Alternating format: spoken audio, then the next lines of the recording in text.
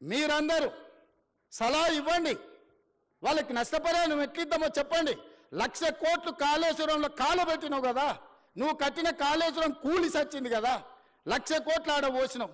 5-10 వేల కోట్లు మూసీలో ఉన్న పేదోళ్లకు మంచి ఇండ్లు కట్టించి, మంచి పాఠశాలలు కట్టించి, ఆ పిల్లలకు మంచి ప్లే గ్రౌండ్ ఇచ్చి, మంచి విద్యను నేర్పిస్తే వాళ్ళు భవిష్యత్తుకి పునాదులు అవుతారు. వాళ్ళ బాగు కోసం కష్టపడదాం. ఆ పనిలో మీ ఇక్కడున్న ఇంజనీర్లు భాగస్వాములు గాండి అని చెప్పి నేను మిమ్మల్ని అడుగుతున్నా. వాళ్ళు మనోళ్ళే, నాకు తెలియదా? 20 ఏళ్ళు నేను కూడా పబ్లిక్ లైఫ్లో ఉండొచ్చిన. జిల్లా పరిషత్ మెంబర్ నుంచి ముఖ్యమంత్రి వరకు వచ్చిన. ఓసారి జడ్పీటీసీ, ఓసారి ఎమ్మెల్సీ, 2 సార్లు ఎమ్మెల్యే, ఓసారి ఎంపీ, ఈరోజు ముఖ్యమంత్రి. 20 ఏళ్ళు పేదోళ్ళ మధ్యలోనే తిరిగిన కదా, ఉన్నా కదా. పేదోడి దుఃఖం నాకు తెలియదా? ఇల్లు కూలితే ఎంత బాధ ఉంటుందో తెలియదా? వాళ్ళందరినీ ఎట్లా ఆదుకుందామో చెప్పండి, నష్టపరిహారం ఎట్లిద్దామో చెప్పండి. నువ్వు 7 లక్షల కోట్లు అప్పు చేసినావు, వాళ్ళ కోసం ఇంకో 10,000 కోట్లు ఎట్లయినా చేసి తీసుకొచ్చి వాళ్ళకి ఇద్దాం. మీరు మింగింది ఆపితే చాలు వాళ్ళకి ఇవ్వడానికి. ఏందుంది అందులో? 1000 ఎకరాల ఫామ్ హౌస్ ఉంది, 2 కోట్లు 3 కోట్లు ఎకరం ఉంది. అలా 2-3 వేల కోట్లు నువ్వు పండుకునే కానీ ఉంది కదా కేసీఆర్.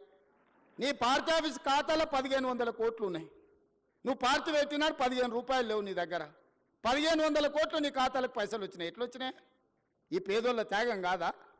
వాళ్ళ ప్రభుత్వం నుంచి, ప్రభుత్వ ఖజానా నుంచి అవసరమైతే ఒక 10,000 కోట్లు ఖర్చు అయినా వాళ్ళని ఒక మంచి అపార్ట్మెంట్స్ కట్టించి, గవర్నమెంట్ ల్యాండ్లో వాళ్ళకి మంచి ఒక కాలనీ కట్టించి, వాళ్ళందరినీ అక్కడికి తరలించి, అక్కడ ఒక హాస్పిటల్, ఒక పాఠశాల, ఒక ఐటీఐ, ఒక జూనియర్ కాలేజు, అవసరమైతే ఒక ఇంజనీరింగ్ కాలేజ్ కట్టించి వాళ్ళకు ఒక మంచి భవిష్యత్తు ఇద్దాం. సలహా ఇవ్వండి. చదువుకోలేదా? అమెరికాలో పోయి చదువు వచ్చిన అంటాడు ఈ సన్నాసి. ఆ పిల్లలు చదువుకోనికే దారి చూపించేది తెలియదా?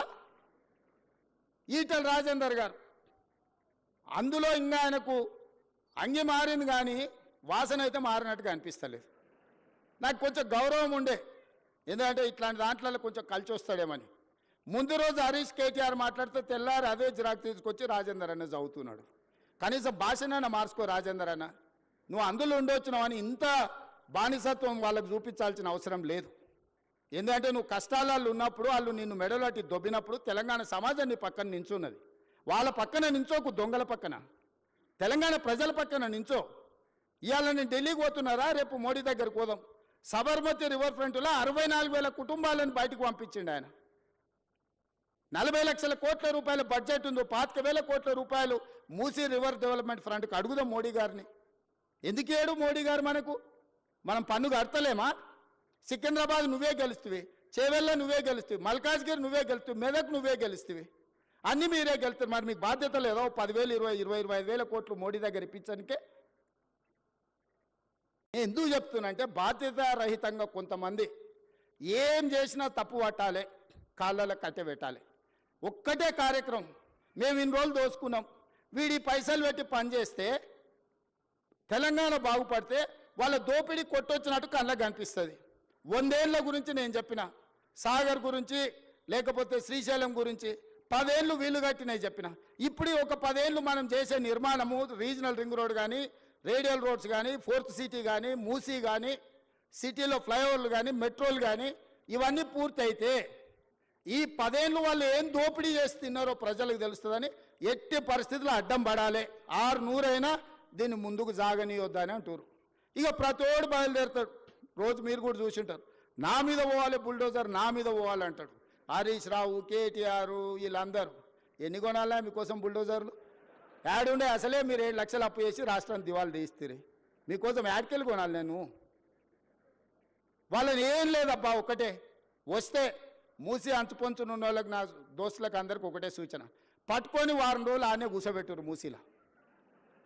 ఏమొద్దు, వాళ్ళని ఒక వారం ఆడు ఉండమనుండ్రి. ఇట్లొచ్చుడు అట్లా ఓవుడు కాదు, స్టేజ్ల మీద క్యాట్ వాక్ చేసినట్టు వచ్చి ఇట్లొచ్చి వెళ్ళిపోయినట్టు కాదు. ఒక 1 వారం రోజులు హరీష్ రావును, కేటీఆర్ను, రాజేందర్ను ఆ మూసి అంచున పేదోళ్ళు ఉన్న కాడ ఒక 1 వారం వాళ్ళని ఆడు ఉంచుర్రి. వాళ్ళ కష్టాలు తెలుస్తాయి, వాళ్ళకి ఏం మేలు చేయాలనో వాళ్ళకి అర్థమవుతుంది. కాబట్టి ఇక్కడ వచ్చిన ఇంజనీర్లకు ముఖ్యంగా రేపు జిహెచ్ఎంసీలో కానీ ఇక్కడ సిటీలో సర్వీస్లో చేరబోయే వాళ్ళు మీ కర్తవ్యంగా పెట్టుకోండి. రేపు గొప్పగా మీ సర్వీస్లో మేము రీజనల్ రింగ్ రోడ్ వేయగలిగినాము, మేము రేడియల్ రోడ్ వేయగలిగినాము, మేము మూసి నిర్మించినాము, హైదరాబాద్ నగరంలో మెట్రోను మేము నిర్మించినామని చెప్పుకునే విధంగా గొప్పగా పనిచేయండి. ప్రభుత్వం మీకు అండగా నిలబడుతుంది.